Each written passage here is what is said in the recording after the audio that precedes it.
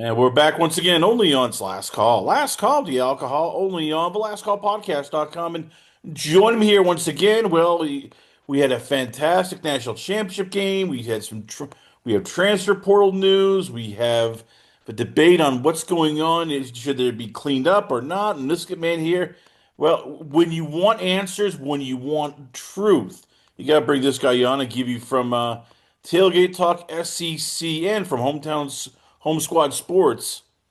I give you football truth sayer and analyst. I give you Will Thomas. So, Will, let's start off here with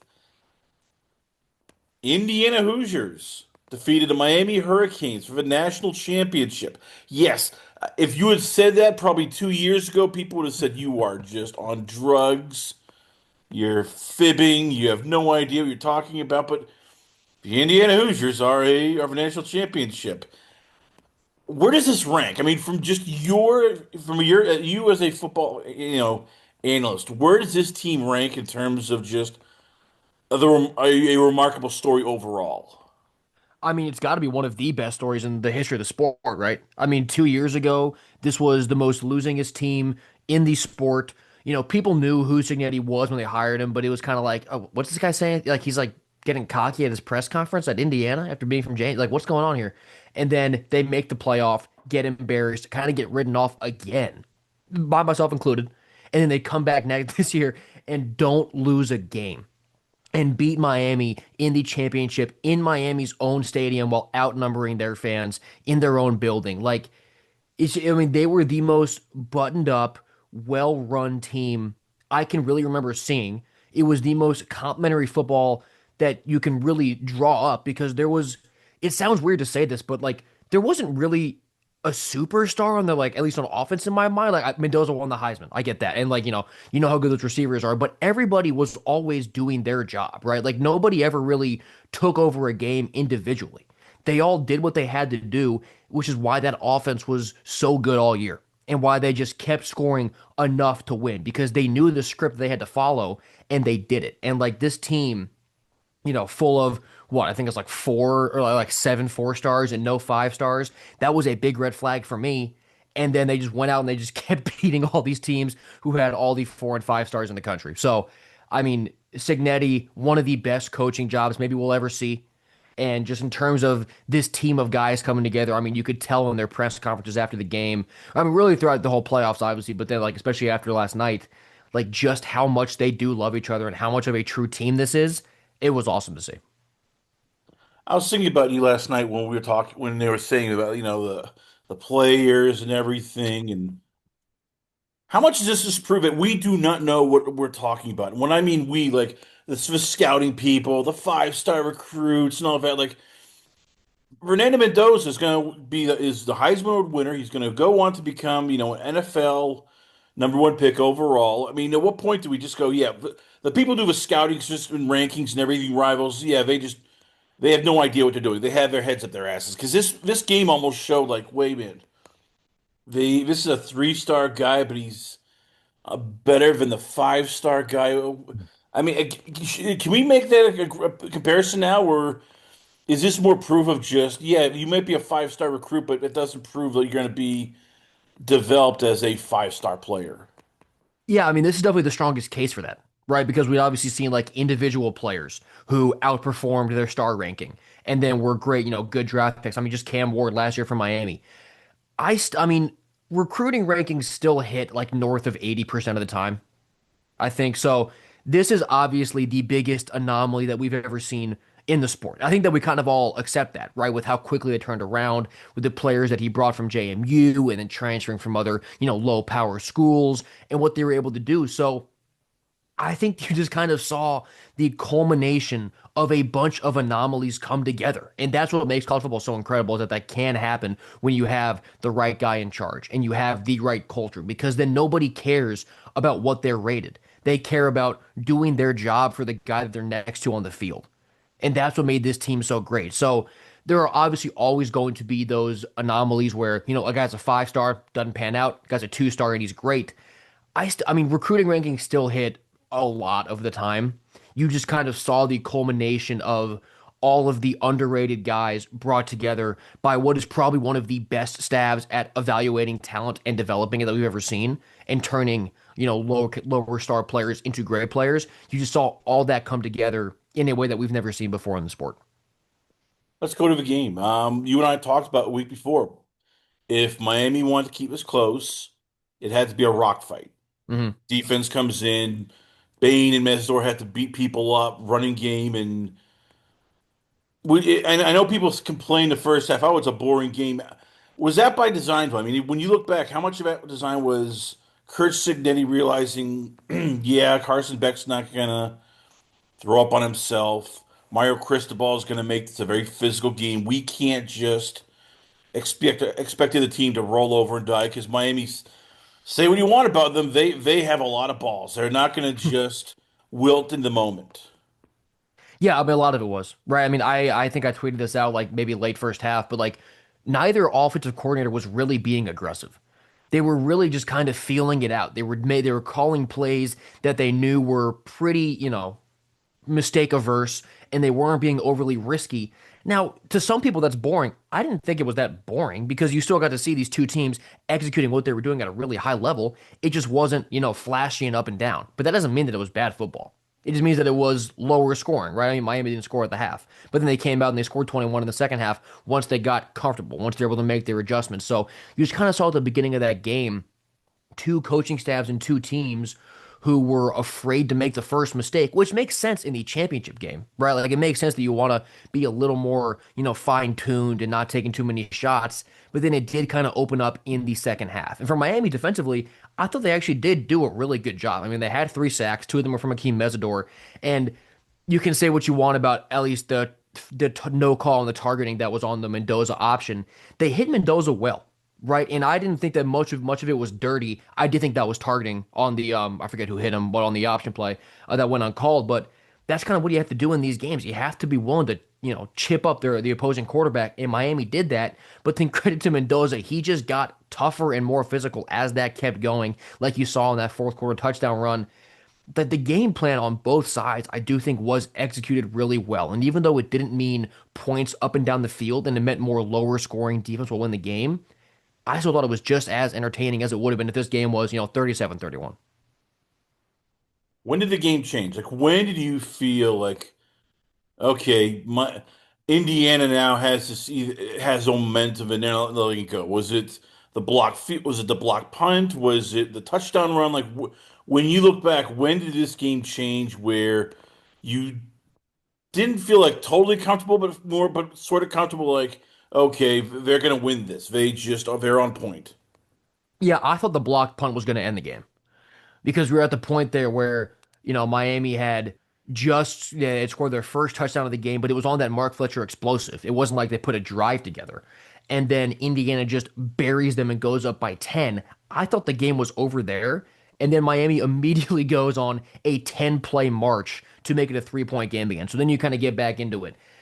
The Mendoza touchdown run, even though Miami did come back and make it a 3-point game again, that just kind of set the tone where it's like, look, Indiana's just not going to lose this game. They're just not going to because I mean, we all saw Mendoza's arm after the game. We saw that he was bleeding from his face after some of those hits, and like he said, he was going to die on the goal line if it meant he was going to score a touchdown. Like that play was just emblematic, and I think that Miami has a similar degree, amount of toughness, but that proved to me that Indiana just wasn't going to lose the game. They just weren't going to because of how physical and how aggressive they were going to play. The fact that that was a 4th and 5 from what, the 12 or something, like it proved to me that Indiana was not going to be beat in this game, and that Miami, kind of no matter what they did, Indiana was the team of destiny, and they were going to get done that night. One of the things I was impressed with was, especially in the first half, you saw Miami, get out physical by a smaller Indiana team. Like I'm watching that game, and you and I, you could probably, say agree that there were times, 4th and 1, 3rd and 1, they're trying to run the ball, and just whatever it was, Miami, even though Miami has, guys who are 6'6", 330, one case 6'8", 390. they could push this Indiana team back. Again, how remarkable is that when you sit there and it's like, how do you do that? How do you literally out push a guy who is almost a third bigger than you? Yeah, I mean, I wish I knew, man. I mean, what is it? Because Cristobal's whole calling card too has been the lines his whole career. So then he assembles these elephants to be on both trenches, and they have Indiana, just outmeasured physically, but just the way that Indiana play, like their technique, the way they play together, it made it a balanced effort. And like I didn't make a whole lot of when it came out, like when the game first got like decided there was going to be these two teams, like how much bigger Miami's O line is than Indiana's D line, because that's always the case. O linemen are always bigger, with the exception of like a big run stopping defensive tackle maybe. But for the most part, I didn't put much stock into that because that's just how the game is designed. But especially on the other side, with Indiana's offensive line versus those big Miami D linemen. Like, sure, they got 3 sacks and they did make some good plays, Miami's D line, but Indiana held up really well. And that's just a testament to not necessarily, the physical abilities of those guys, but the technique and the scheme and just the X's and O's part that is able to free you up when you don't have the athletic advantage over the guy in front of you. Take me to the last play when it's Miami's driving. We're still going, hey, they could win this game. And yeah, at that point, I'm thinking, oh God, Cignetti he should have gone for it on four, they kicked the field goal, should have thrown, and they get the interception to clinch the game. Is that more of a defense doing its job and baiting Carson Beck? Was that Carson Beck sort of falling, in terms of, hey, he is what he is. He's not the big arm quarterback. What happened on that play? Yeah, so I do think it's both. I mean, if anybody's followed my Twitter on this playoff run, they know what I think of Carson Beck. So I really was waiting on him to make a mistake, but then, so then when the play happened, I'm like, wow, that throw was 5 yards behind him. I mean, just a classic Carson Beck interception there to end a game. But then you go through the tape of that, like they were clearly in a cover two, right? And that corner had the flat, but there was no threat in the flat, so he was able to just fall back. So Carson Beck only read the safety, and the throw was great to beat the safety, but the flat defender who was downfield picked it off. So when you really zoom out of that, that's like you're just looking at like I mean, Indiana is just coached so well for the corner to be able to recognize that and get back and make that play. So it was a little bit of both. The throw still wasn't where it needed to be from Beck, which didn't shock me because when it was a downfield throw, we haven't seen him make those really since he's been in Miami. But at the same time, it was so well executed by the Indiana secondary. The guy who had the flat to recognize, like, I have no threat here. I've got to keep getting back and help out my safety and pinch this window. And then he did it, and then he won them the national championship. So it was a great play all around by Indiana's defense in that spot. But in the same breath, I can confidently tell you that that ball wasn't where it needed to be. And I was definitely waiting on a Carson Beck mistake all game. And it just happened to come on his last play as a college quarterback. So again, I asked a question like, where does this where does this team rank? Because that's what we always ask. Hey, they're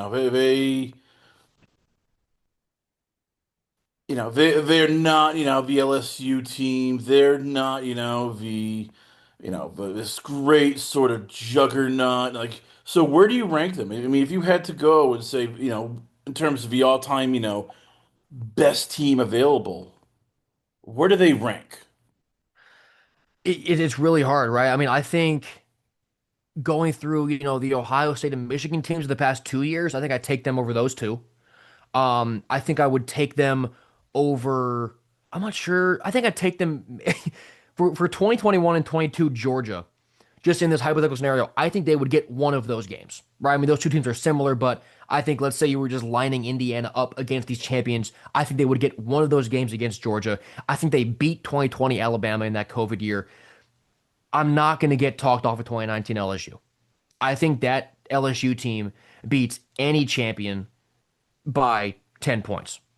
I think they just do. But I mean, going through just the recent history, this Indiana team grades out really, really well against everybody else because even though they didn't have the talent, They're just better coached and they execute way better. And we saw this entire playoff run where it didn't matter how much talent they had, right? It didn't matter how many five stars they had. They saw the Heisman quarterback and they had guys who did their job. So that would beat a lot of these champions in my mind, I do think.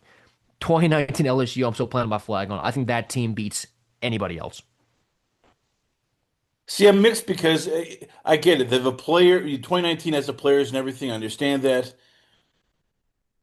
But the back of my mind, I'm looking, going, the biggest mismatch though would be Ed Orgerton versus Hmm. Curt Cignetti. Because I can see Curt just out coaching, Ed, making this an ugly rock fight. I mean, again, this we talked about leading up to Mendoza's Heisman against your guy Diego Pavia. Yeah, Mendoza doesn't have the stats. I don't think Curt Cignetti cares. Yeah. This was his dream game. It's defense, it's running, it's all a little bit of passing offense, it's special teams. It's like his masterpiece. I mean, so again, like how much do we have to give credit for the coaching? Like there's no weakness with Indiana. Like we showed that they showed in that game, they can do anything well that you can't exploit. Yeah, yeah, it's a really good point. But just in the context of the 2019 LSU team, my question really is how much was Orgeron actually doing on game day operations? Because I mean, Aranda was in charge of that defense. I think you had Joe Brady doing a lot of the offense. So Signetti versus Orgeron, I mean, that's not even a fair coaching matchup. My one defense of that would be I don't know how much Orgeron was actually even doing. Like I think a lot of it was his coordinators and his staff because once those coordinators and the rest of his staff left, guy got fired. So Orgeron is not a good football coach by any means, but I don't even think that he was really coaching that team, right? I think he was the head coach. I think he was the motivator. But when it came to game day operations, I'm not sure it was him. And given how well Aranda and Brady and the other guys on that staff were executing the game day operations of that, I do think that you still look at Indiana and say they'll have the overall coaching edge. I just can't get there. And I wish we had a way to find out so bad because this would be maybe the greatest football game anyone could ever conceive. But I just can't get off of 2019 LSU beating anybody. Let's go to this. This will go down as one of those shots like Bobby Orr flying in the air of 1972 Stanley Cup. Mikey Ruzioni scoring a game-winning goal. The Muhammad Ali, standing over, Sonny Liston, or even one of those posters you and I probably had of Dominique Wilkins or Michael Jordan dunking on somebody. This is just an iconic photo of a moment where you have to now crown Fernando Mendoza. All right, you know what? He is the Heisman. And I know there are still people holding out going, no, Diego Pavia should have won this, blah, blah, blah. This game, this play, this entire just run up. Should we have now more of a respect for Mendoza than we did before? Because let's face it, Miami gave him an ass whooping. This was Mhm. take you out to the woodshed, beat the hell out of you, throw you back out, and then drag you back in and do it all over again. And yet he still just hung in there. And God damn it, most quarterbacks would probably have tapped out by then. Yes, and that logic applies to me too.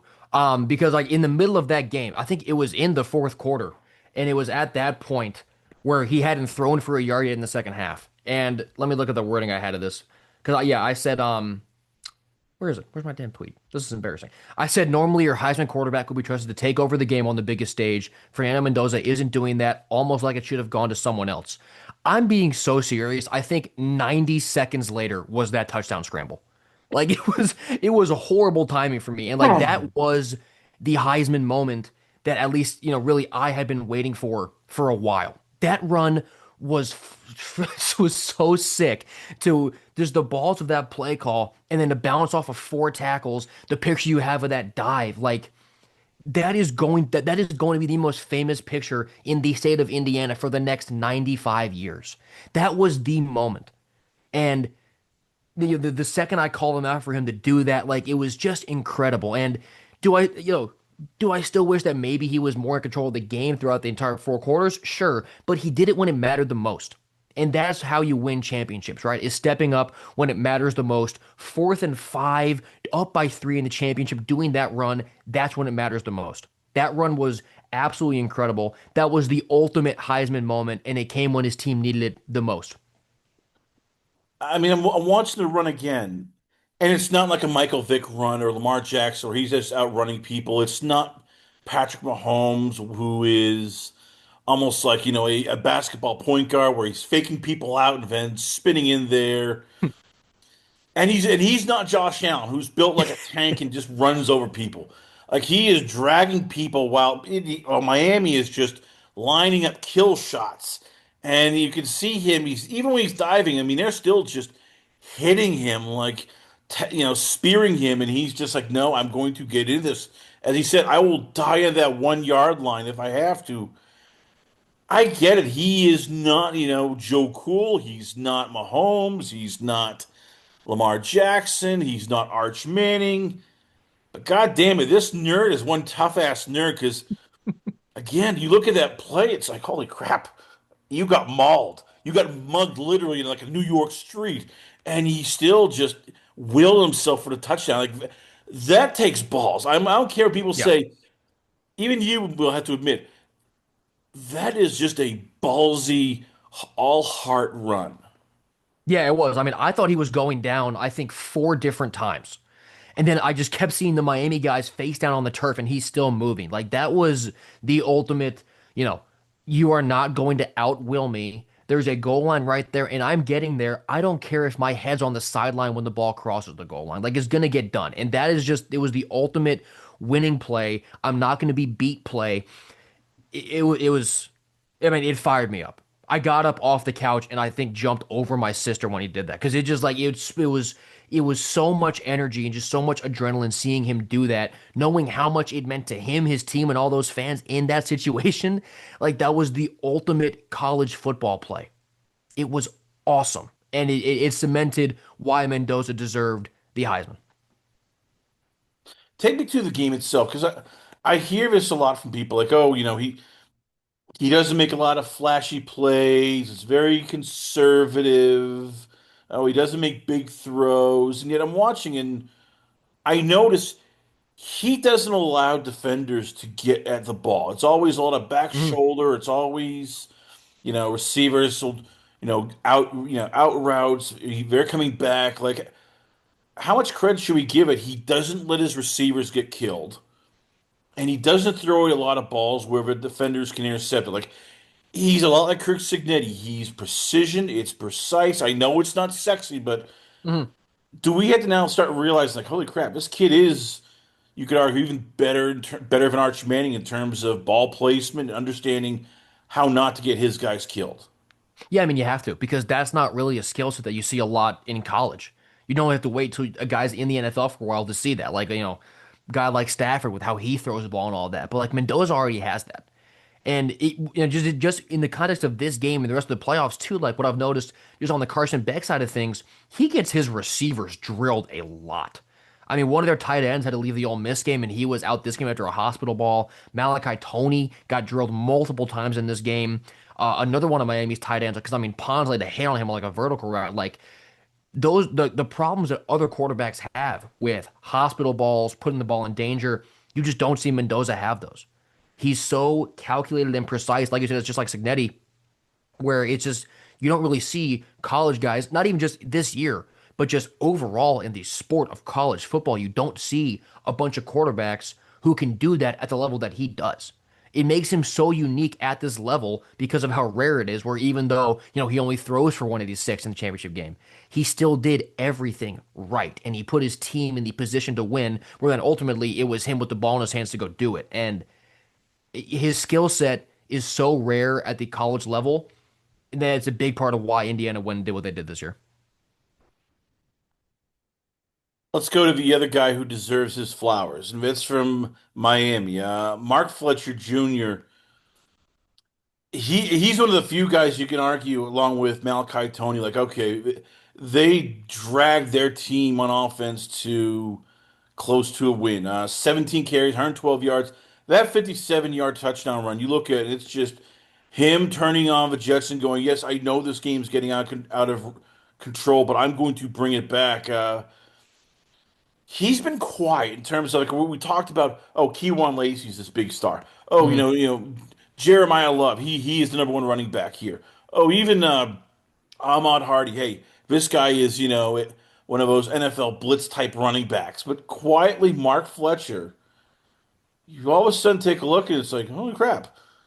1,192 yards rushing, 5.5 average, 12 touchdowns. Yes, I get it. Miami's offensive line is huge, but am I weird to say that if he came out in the draft, I'd take him number one over Jeremiah Love. He is just when he gets going, it's like a runaway train. You are in trouble trying to stop him.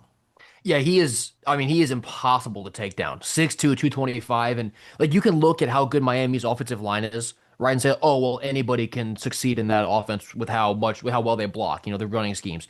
That's true. You still got to be pretty damn good to average 5.5 yards per carry, right? And get 1,200 yards. Like, that's not all the offensive line. A lot of that is Mark Fletcher being really damn good at running the football. And like you said, I mean, I haven't seen a run given up by Indiana that looked that easy, I think, all year that Fletcher had for that touchdown. Like he just shot through the gap. He wasn't even touched. People don't just do that to this Indiana defense. They don't. But Fletcher was able to do that. Miami's O line was able to do that. So really the playoffs has been a coming out party for this guy, which is weird given how much he has produced all season. But now that he's been on the big stage, the only game going on, and he just keeps running for like 120 plus in all these playoff games, you are really seeing how good he is. And his decision will be interesting. He is only a junior, so he could go. It'll be up in the air. It'll be based on, what other running backs are coming out in this class, or does he want to sit back and go at the same class as Lacey, as Ahmad Hardy, as a Jaden Ball, maybe. So we'll see what his decision is. But he's going to be a really, really good player at the next level because he doesn't have to rely on being the fastest guy, going east and west, where some guys are the fastest guy in college, and that changes in the pros. He'll just run through your face. And it doesn't matter how big you are or how fast you are, you're going to be on the ground and maybe you'll drag him down with you. So Fletcher is a really interesting prospect. And no matter which year he goes, what round he goes, he should be a very big boost for any NFL team. That I guess that's the question. Like, so I'm reading back in the last couple of games, and Texas A&M 17 carries, 172 yards. Ohio State 19 carries, 90 yards, and that's Ohio State, which everybody was saying, hey, they have the Mhm. best defense in the country. And then Mississippi State, again 22 carries, 133 yards. I'm looking at this. Where was this guy at times? Because it seems almost like the playoffs, and maybe it's by design. Maybe this was Mario Cristobal going, I don't want to just outuse this guy and get him run down during the season, but it's almost like because there were games like Pitt only ran for 30 yards, Virginia Tech 19 yards, and then again, I just find it fascinating. He takes on four of the top teams in the country, three of them ranked in the top five, and he goes bananas. I remember I said before, Indiana's probably one of the greatest teams, you could say in college football in Mhm. terms of performances over a 4 game span, including playoffs. Could we say that Mark Fletcher is probably the most impressive running back we've seen in a long time in terms of 4 games, playoffs, and he just takes over despite the fact he's playing great teams, not good teams, great teams. Yeah, I mean the caliber of defense that he ran on all four of these rounds is incredible. And like you said, with sort of his difference in production, if you look at just like his yards per game, and it's kind of he starts high, dips in the middle, and then ends high. That's incredibly reflective of how Miami played this year too. They started off great in games where Fletcher ran for 86, 120, 116. Then they dipped with those losses where he ran for 18, 84, 19, 30. And then they immediately picked it back up in the postseason. He ran for buck 72, 90, 133, 112. So that really is just the story of Miami's season, right? They started off great. They dipped in the middle like 3 or 4 games, and then they picked it back up. And you look at like the Louisville game where he ran for 18 yards. Cristobal and Shannon Dawson let Carson Beck throw what? It was like 4 picks in that game. So I think they were still at that point in the season where, and SMU, I think Beck Haley's had the game-ending pick, but maybe one or two others. Like they got to the end of the year and they kind of realized, like, guys, Beck's not going to win us these games. but Mark Fletcher could. And that shift in mentality and that shift in physicality and philosophy, it paid off because of how good Fletcher ran the ball and how good of teams they ended up beating. So, but also to your point about not running him into the ground, if they did give him 20 carries a game, I'm not sure that Fletcher could have done this in the playoff run because he'd be so beat up physically. He'd just be tired. He'd be dead. But because you kind of had that lull in the middle of the season, you were able to see him do all this uh, in the playoff, and it was great. So, I mean, Fletcher, I mean, he's clearly a winning player, not just in the way that he runs the ball, but in the way that he's able to impact your team to win games. Because when he ran the ball well, Miami dominated, and that's what we saw all year. So, I mean, a ton of credit to Fletcher for what he was able to do for that Miami team, and just came up a little bit short at the end. We finally got it. And even then, it's still a little bit like, but we finally got a picture of Curt Cignetti smiling Hmm. as he holds a trophy up. Again, you said before this might be goes down as one of the greatest coaching, game, seasons you've ever seen here. And I hate this because there's going to be a bunch of Bama fans who probably will hear this and go, "You're an asshole." Is Curt Cignetti better than Lane Kiffin and Nick Saban? When you consider what he's done, what he's had to work with, where he's gone, it's not. This isn't one, as you said. You need to, but it's not the big swinging, dick, power conference, team. This isn't a legacy team. This is a basketball school. Is Yeah, I what he's mean, doing better than what either Saban or Lane Kiffin's done in terms of he's won. He proved all of us wrong. He proved even you, Will Thomas, yeah. wrong in terms of you can win at a non-football school. I mean, he's definitely leaps and bounds above Lane Kiffin. I what Saban did in terms of the sustained success, right? Where even though if he wasn't winning a championship, he was, winning the SEC, or in recent years he was still making the playoff. Like to get up to Saban level, you've got to sustain it. But he definitely doesn't need to sustain it for as long as Saban did, given that he's doing it at Indiana. And I do think that now the culture's changed, right? Where, you know, it is Indiana can now it will now be viewed as a good enough football school, right? They're going to have the funding, they're going to have the support to where it's not like year in and year out he's pulling something up from the grave. But the fact that he's done it, the fact that he did it in 2 years with Indiana, like I mean, if he goes out and wins two more in the next 7 years, you can probably put him there, right? Like just it doesn't feel like it's going to be a lightning in a bottle situation because of last year. Like if it was going to be lightning in a bottle, I would have assumed that last year they made the playoff, got embarrassed, and then kind of ran out of steam. They just got so much better. So I'm not worried at all about complacency with Cignetti or and the culture he's going to have there. So Indiana should be around for a while, and if he's able to go win two or three more while he's there, then he's definitely up there in the Saban conversations. Because I was thinking about that, like you at least like Nick Saban went to Alabama. It's a legacy school. He could literally just walk out the door and within like a day or two, get a roster of 5-star players, 5-star recruits. Everybody wants to go. It's Alabama. It, Kurt's doing this, as you said. He has like 9 4-star recruits. All these kids he got from a transfer portal. A lot of them were from James Madison. This wasn't the Uber kids he's getting like stealing from Georgia and Texas and all these places. It's You could argue it was like the Bad News Bears, where who the hell are these guys? We've never heard of them. They're going to win the Big Ten the first year. Oh yeah, get out of here. Even the second year, as Fernando Mendoza said, nobody expected us. They were the cute store. We kept thinking, okay, Oregon's there to take care of them. Iowa's going to expose them. Hey, Ohio State's going to beat them up. Even this game, everybody from ESPN except Pat Saban, sorry, Pat McAfee, Marcus Freeman, Nick Saban, Howard. They all said, "Oh, Miami's going to win this game." So again, I just look at Curt Cignetti and like this is unheard of. Usually, you do not win. So how does he do it? How the hell does this guy from some small Midwestern school then takes over James Madison, then comes to Indiana? How the hell did he do it? I mean, I mean, I don't know. It's just it's faith in yourself and your process that you know that if you just stick to, you know, your routine, you stick to what you do, you know how bad you want to win, and just having that faith in yourself that like this is going to work, my plan is going to work, and not deviating from that, but then also being able to, you know, as an older guy, be able to relate to and instill that same thought process into 20-year-olds. Like that's just a skill that not a lot of people have. And Cignetti is clearly one of the best that we've ever seen at it. With how quickly he's been able to come in, talk to these college kids who are at his school who's never done it, and make them all believe immediately, like we can do it. But not only can we do it eventually, we can do it tomorrow. That ability is something that really nobody else has had, you know, to do it that quickly.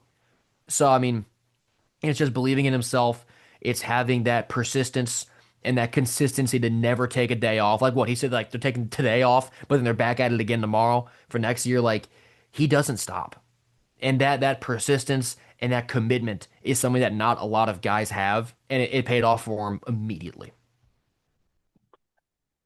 You touched upon the fact that to beat guys like Kirby Smart, to beat Ryan Day, you got to be a psychopath. You have it's Hmm. almost like this obsessive part where everybody's part of the cult, everybody's moving the same thing. It's as you said, we get one day off. All right, we'll take a little one day off here. You can have your snacks, your desserts. Then we're going back to training, back to recruiting, back to this. Have we broken the mold now? I mean, we always thought Kirby Smart was the only guy who could be that much of a psycho.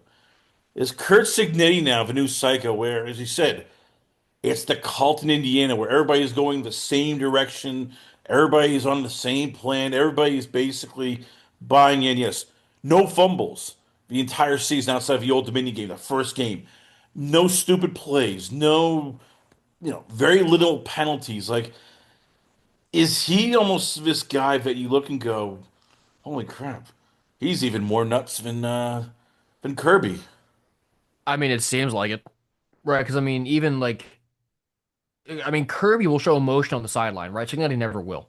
He's literally a statue till the game ends. And I didn't know that this guy had the ability to feel joy until after this game when he was smiling with a trophy in his hands. Like, it does seem like Cincinnati has taken the throne of psychopath murderer winner that Kirby's had for the past 5 or so years. And that's the mold to win. You know, Georgia won back to back when it was Kirby who was the lead psychopath in the league. And now you're going to have Cignetti, who has immediately taken Indiana to these heights and likely isn't going anywhere anytime soon. He's that psychopath. Like, you need to be that stone cold, emotionless killer, especially on game days to win. And Cignetti's got that. Well, let's go to the most controversial topic now in college football. That's right. Darian Mensah, the ultimate heel turn. Just when you thought he was the most lovable quarterback in the game, hey, he took those darling Duke Blue Devils to the ACC title. He's doing it to, provide money for his mom and his family. A single mom. He is this guy who has come from nowhere in Tulane, Tulane, wanted in Duke. He's no longer that baby face wrestler you do it like he is the ultimate heel. He screwed Duke and is joining Miami. And look, I always love a good heel turn, but man, there's a lot of people pissed about this because he basically said, "Yeah, I'm not. It's either NFL draft or bust." And then he goes, "Well, here's Miami." Before we get to the player, how much is this? Is this like the final straw? We keep saying there's a final straw. Is this the final straw where schools are going to go, yeah, we need to fix this goddamn NIL contracts because this is getting out of hand now. It officially has jumped past the shark. We're past even Jaws shark. This has jumped the ocean.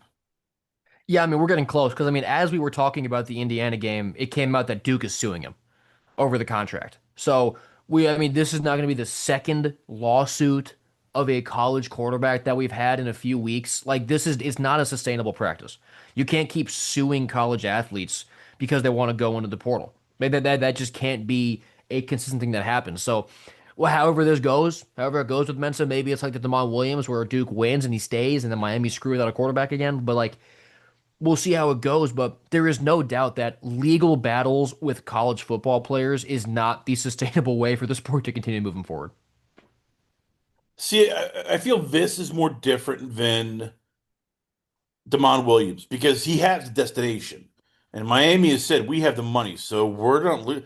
I mean, does Duke have any? Is Duke gonna win this, or is this gonna be one of those things where it's just fate accompli? That eventually it's gonna go, well, look, you're gonna get paid.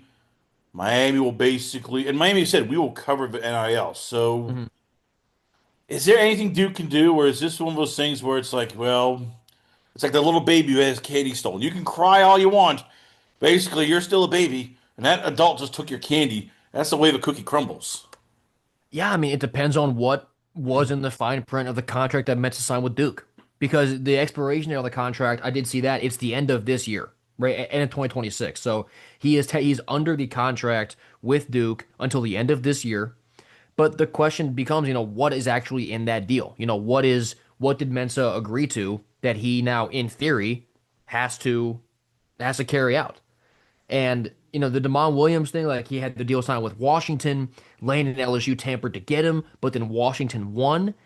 We'll see if it's the same deal here, where Miami is trying to poach him from Duke, but Duke sues, and maybe Duke will win. I have absolutely no read on who's going to win this because I don't know who's in charge, and I don't know what factors they look to apply the rules. But well, I mean, we'll see how it plays out, and if Damon Williams stays at Washington, but then Mensa goes to Miami, there's going to have to be so much explaining by somebody who claims to be in charge because unless we get facts that come out of this report, later today or tomorrow, like you're just going to feel like like the people in charge are just picking and choosing which situation goes one way and which situation goes the other. So it's really up in the air right now, and I don't know what is even being used to make these decisions. But I mean, we'll see. I do think that with two lawsuits against quarterbacks this transfer cycle, we're gonna have to see change before the next one. And we even talked about lawsuits with other players, like Damon Wilson the second has a lawsuit against by Georgia. So that still didn't Yeah. stop him from transferring. He still transferred out. So again, I let's go with the assumption that I think you and I both think deep down Memphis to Miami that very Duke's gonna Miami's gonna claim, look, we're gonna pay this off. We've already said we will. Duke, you're not Washington. You're not that big of a deal, and the ACC, and the NCAA want to make sure Miami's happy because a happy Miami team means competitive Miami team, which means ratings. So let's talk about it. Darian Mensah to Miami. If this goes through, which I think it does, are they the favorite to win the ACC and get back to the playoffs? I mean, they should be. With all due respect, the ACC sucks. I mean, their champion won 5 games. Oh, sorry, lost 5 games this past year. Like the conference isn't any good. And like with Virginia, we'll see how Bo Pribula works out there. I expect SMU and Rhett Lashlee are competitive again. Pitt, we'll see. Georgia Tech is losing a lot of pieces. Like the conference, there's not another team that I'm confident in that's not Miami. There's just not because I know that Cristobal is going to have them with the best offensive and defensive lines in the conference. They're going to have the best collection of skill players, and more than likely now they're going to have the best quarterback. So I mean, if Mensa goes to Miami, they are the runaway favorite in my mind to win the ACC. If he doesn't, yeah, I mean we'll have to see who they get because Emory Williams hit the portal this morning, who was Miami's backup. So I mean, clearly the expectation in Coral Gables is that Mensa does show up because you got quarterbacks transferring out right now. If Mensa goes there, I mean, they are the runaway favorite in my mind to win that conference next year. I was thinking about this. Last week we talked about, oh, Cam Coleman's gonna have a breakout year with Arch Manning. Hmm. How scary is it now where because Darian can throw the ball deeper than Carson Beck. He has a better Yeah. arm. So what should we expect from Malachi Tony next year if he gets Darian Mensah? It's like, ooh, wait a minute. I can go farther than like 5, 10 yards. I had to make, like everybody break their ankles and miss in the first like 70 yards. Like if we thought Malachi Tony was special now, what the hell is he gonna be next year? I mean, something absolutely horrifying because I mean, we like you just said, we saw what Tony could do when he was like behind the line of scrimmage, just doing orbit motion and then catching little out routes. If you're able to let this guy get downfield, run a vertical and get by the DB, just run a deep crosser and find space, like that unlocks so much more explosive potential, less predictive plays for the defense to stop. Like a legitimate passer with Malachi Tony is horrifying, especially if Mark Fletcher does come back, because then you know you have your workhorse running back behind what will be a good offensive line. So defenses have to respect the hell out of the run, and then you get Malachi Tony deep downfield. Like Mensah, Tony, and Fletcher running that offense is going to be horrifying for everybody else next year. And if that's how it plays out, Miami should be one of the favorites to get back to the playoff and win the championship again next year. When should we expect an answer? That's going to be the question because, as you said, there's so many people who are waiting on this. Like Mark Fletcher Jr. probably waiting on this. Duke probably waiting because they got to figure it. They also want to know, like, vote soon. Like, all right, what's going on? Do we have him? Do we not? Uh, do we have to get another quarterback? What's going on? Like, when should we expect an answer on this? Because again, so many jobs, so many people, so many scenarios. Even the NFL is tied into this now. Like, okay, Mhm. is Mark Fletcher going to come to the NFL draft or not? What's going on? Like, if you're the NCAA, how much you're like, oh crap, how are we going to rule on this? And when should we expect an answer? I think we should expect it tomorrow because a quote came out from Darren Heidner, who is the counsel for Darian Mensah, and he said that our understanding based on that is that they're going to comply with NCAA rules and they'll do so tomorrow. So the current expectation, at least from Mensah's camp, is that he will be approved to enter the portal tomorrow. And once he's officially in the portal, I'd imagine it happens really, really fast that the commitment to Miami is announced.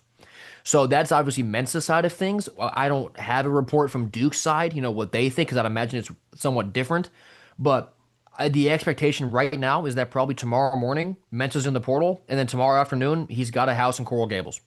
So I would imagine this moves pretty, pretty quickly because especially for guys in the portal right now, in terms of, waiting on dominoes to fall, like even if they're not actually going to classes, they do have to enroll at the university. And that deadline is coming up. So you should see a lot of these decisions like, Jordan Seaton and all these other guys, Damon Wilson, now Darian Mensah, happening really, really quickly because academically, it just has to get done, I think, this week. We end this with if you thought Darian Mensah's recruitment was wild and crazy, this is going to give it wilder. That's right, Jordan Seaton. I had him as my number one tackle if he came out this year in the draft. He could because he's a sophomore, true sophomore, but everybody I talk to, whether it's you, whether it's John Vogel, Draft Vogel, whether it's Bill Sparks, whether it's even Anthony Russo, Jordan Seaton is a legit NFL tackle who Hmm. is still in college. He is hit the transfer portal. He is, and I've heard like Oregon's made a call, Miami's checked in, Curt Cignetti's floating in there somewhere, and can't forget Texas. So we usually say, oh yeah, only quarterbacks can get big transfer portal money. Could could Jordan Seaton be the exception where we get up to like $2 million for a tackle? I mean, Seaton could get paid. I mean, the rumors when he first hit the portal that I cannot actually verify, but that came from a Florida booster, was that his camp was starting the number at $2.5 million. So that might be true. It might not be true, but if that's where his camp was starting, you can probably expect that it would end up right around two. But in terms of his recruitment, his first visit was Mississippi State, which was shocking. And he had a former offensive line coach who was there at Mississippi State now, which people were like trying to say, oh, that's why he went there. He wouldn't waste time with a visit there just to go see his old buddy. Like he went to Mississippi State because something about it was intriguing. So they're probably still, not near the front of the running, but it's interesting. He also visited Miami and LSU. And as of this morning, he was supposed to go to Oregon today. That trip got canceled. He's no longer going to visit Oregon. So LSU seems to be the leader. Miami is in the mix, and people were talking about how Ole Miss or Texas could get a visit following what was going to be his trip to Oregon. I don't know if that's still in play, given that he's no longer going to Oregon. But it seems like LSU right now is the leader. Miami's in the mix. Oregon is technically still in the mix, but getting that visit canceled is not a very good omen. So you have these biggest schools in the country who are going after him, which is not surprising. And you can get worried about, oh, how much money can, Miami spend on him if they're getting Mensa? They've got the money. The fake salary cap that is being put on teams is not being followed, so it's not really a concern. And we're at a point where in the bidding war for Seaton, I'd imagine the money is similar enough, like it has on some of these other top players, to where he's going to pick where he wants to go. And is that LSU with Lane Kiffin, who seems to be the leader? Is it Miami with maybe Darian Mensah to be coached by Cristobal? It's a lot of appealing options. And the same thing with Mensa with the academic enrolling and how it has to happen fast. I'd imagine, given that he canceled the trip to Oregon, it's probably LSU or Miami, and he might be waiting on Mensa news to make that decision. So I think this happens in 48 hours also, and I would guess it's either LSU or Miami. I know, and I'm not disagreeing with anything. Should we still worry that all of a sudden the 23rd hour, guess who swoops in? Curt Cignetti. As we talked about it before, he is a psychopath. He wants guys who can fit the system. He now has, Mark Cuban backing him. So it could still happen, right? I know even LSU and Miami and Lane Kiffin and sorry, Miami and Mario Cristobal, Lane Kiffin, and LSU are going, hey, it's between the two of us. Are we sure that Indiana is not going to swoop in? That Curt Cignetti is not going to go, hey, I won a national championship. You can have one of Mhm. those next year as you become a top five pick in the NFL draft. Hey, look what I did with Fernando Mendoza. That's not realistic, right? There's no way that, Indiana can't steal Jordan Seaton, right? Or is there that chance where I have to realize, holy crap, that could happen still? I mean, anything is possible. Literally anything is possible in this portal era. There has been no reports about him, about Indiana being in play and about him taking a visit there. But that does not mean that it can't all happen tomorrow, right? Like, I mean, that it could happen so fast. So at this point, I would be surprised just because with Indiana swooping in, I would like their odds better if they weren't going against, the likes of LSU and Miami just because of what those programs have to offer financially. And I don't know if Indiana's NIL is the same as those two schools, but it's possible. I would be incredibly ignorant to rule out any chance of Cignetti and the Hoosiers swooping in and making a really good offer at the last second because they totally could. And once that happens, will know pretty quickly, I'd imagine, where his priorities are. So we're gonna end this on a final note because this will be the last college football game we'll talk about for a while. Mhm. How would you sum up this whole college football season? There's a lot of good things, a lot of bad things, a lot of wild things. We had a first time ever ACC champion that was not invited to the playoffs. Notre Dame took its ball and went home. Arch Manning first was great, then he sucked, then he was coming back and being great again. You have LSU becoming the ultimate heel, Mississippi State becoming the ultimate baby face. And at the end, a basketball school is now the national championship. It will make sense of this here because if I tried to explain this to somebody this college football season, I would go, I have no idea. None of this makes sense. College football is great, but it makes zero sense.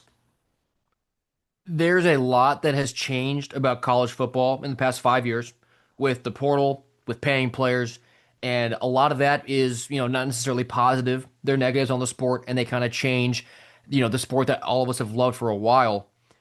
Just sit down and watch the games week in and week out and just watch the storylines unfold. It is still without any degree of a debate the best sport on the planet. You can hate Lane Kiffin all you want. You can be sick of the situation. That saga was endlessly entertaining and it showed why the sport is as drama-filled, as passionate, while the rivalries matter as much as they do. The regular season, it still feels so important every single week. Even though teams now they can lose two games and still make the playoff. They can then lose their third in a conference championship and still make the playoff. That hasn't impacted how much these games matter in the regular season. Like for Alabama, they lost those three games, but the week that they went to South Carolina and they almost lost that game to a Gamecocks team at that point that we all knew they sucked. That place was popping because of how bad they wanted to win that game and how much that game, just the idea of beating Alabama, meant to them. So, sure, these circumstances around mainly the offseason of the sport have changed. The rosters, you don't get as much continuity. You don't get to watch these guys for 4 years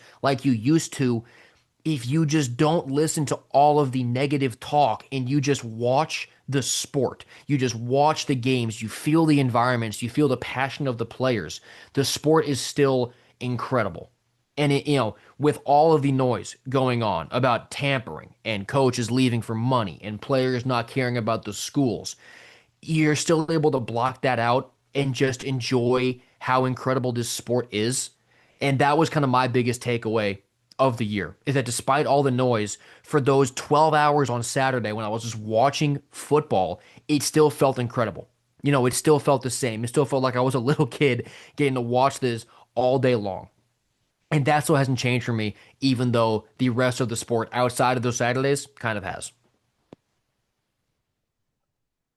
How many more days till we have our next college football game? I'm guessing you might have a rough estimate, knowing you as the ultimate call. So, Will, how many more days are you counting down with the calendar if you're like college football season started all over again? 221. It's gonna be a wild 221 days going forward, as we'll probably be obsessing over transfer portal news, recruiting, what's going on. Is there another guy suing to get his way out of school? That's going to be in the bad news. But you know what? For now, let's just enjoy. We have a great national championship.